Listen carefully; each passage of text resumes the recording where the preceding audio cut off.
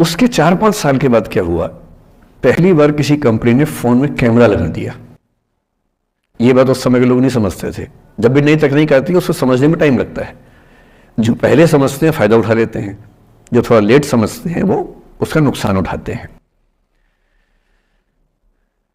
उस समय दिल्ली के एक प्रसिद्ध स्कूल में 11वीं-12वीं क्लास के 2 बच्चों में आपस में कोई रिलेशनशिप रही होगी।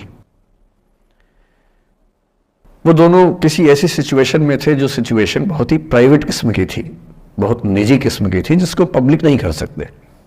कुछ फिजिकल रिलेशनशिप जैसा मामला था। उस दुष्ट लड़के ने लड़कों के इतिहास को कलंकित, लड़कों का इतिहास वैसे भी कलंकित ज्यादा है, उसे और कलंकित करते हुए उस पूरे सिचुएशन का वीडियो बना लिया।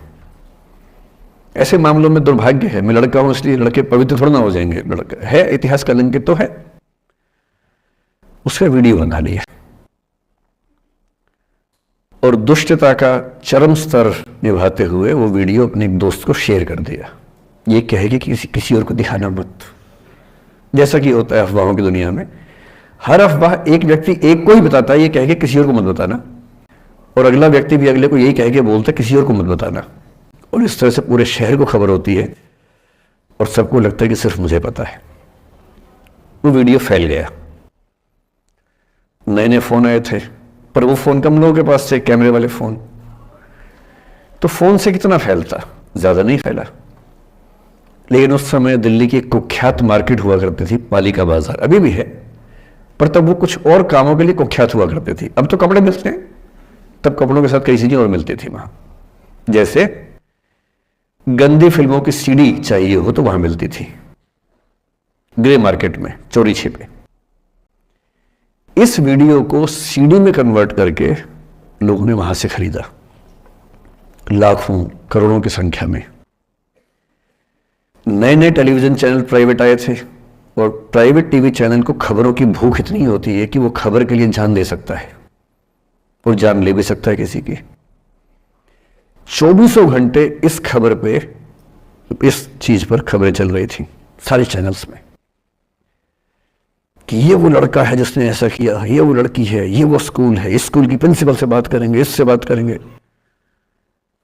वो जो बच्ची थी जिसकी इसमें कोई गलती नहीं थी, सिवाय इसके कि वो किसी एक लड़के से प्रेम करती थी, जो कि उस उम्र में बच्चे कर बैठते हैं। इसके लिए बहुत चिल्लपौनी मचानी चाहिए। बच्चों को आप हर बात पे अपराधी नहीं मान सकते। उस बच्चे की गलती सिर्फ इतनी थी कि उसने अपने दोस्त पे भरोसा किया, जो भरोसे के लायक था नहीं। वो नीच किस्म का व्यक्ति था जिसने उस संबंध की गरिमा को समझा नहीं।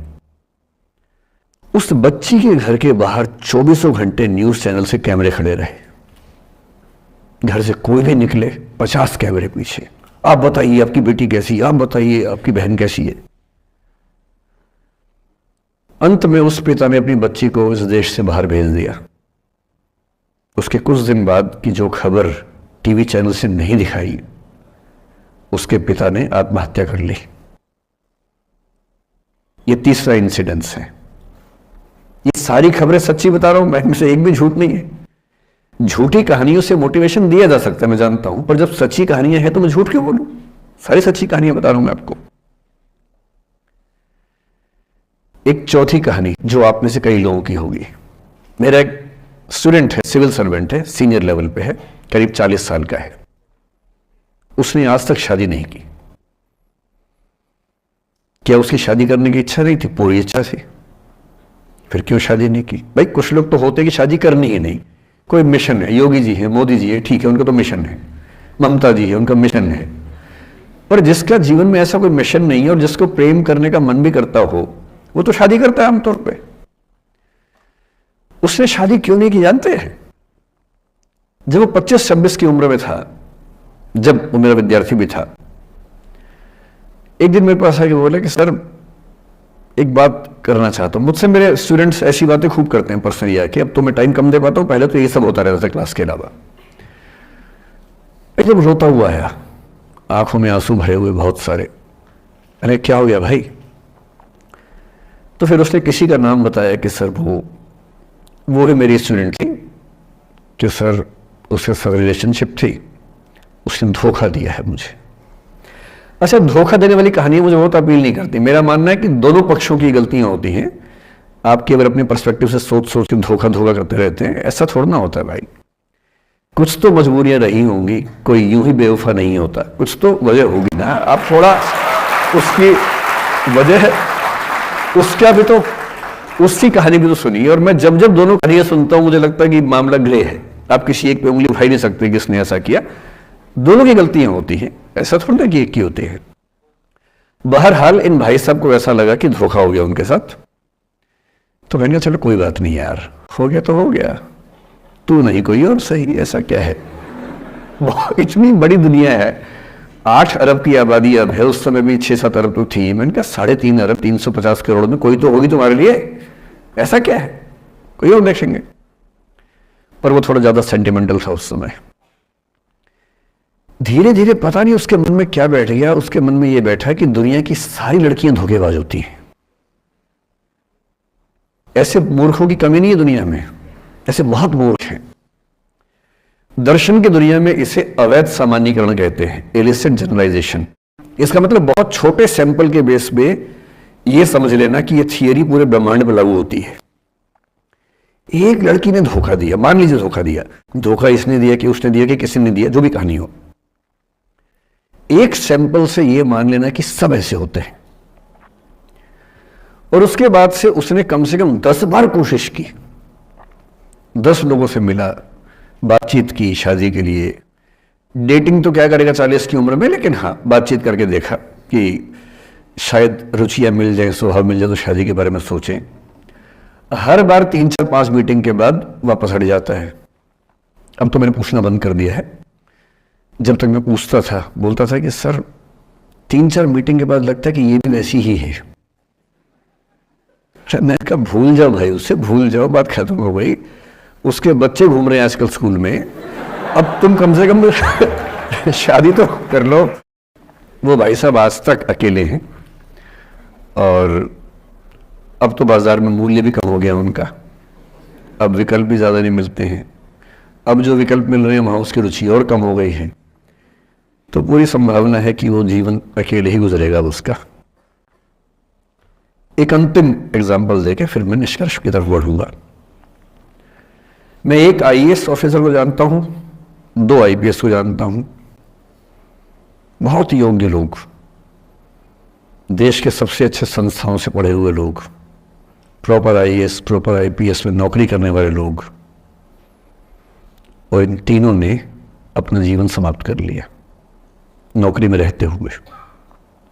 क्यों?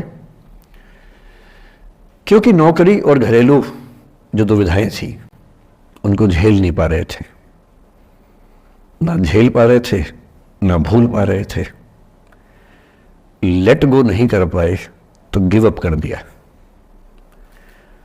और इसलिए मुझे अक्सर लगता है कि जितनी चीजें हम सिखाते हैं बच्चों को, हिस्ट्री, इकोनॉमिक्स, लिटरेचर, वो सब ठीक है, उनका भी महत्व है।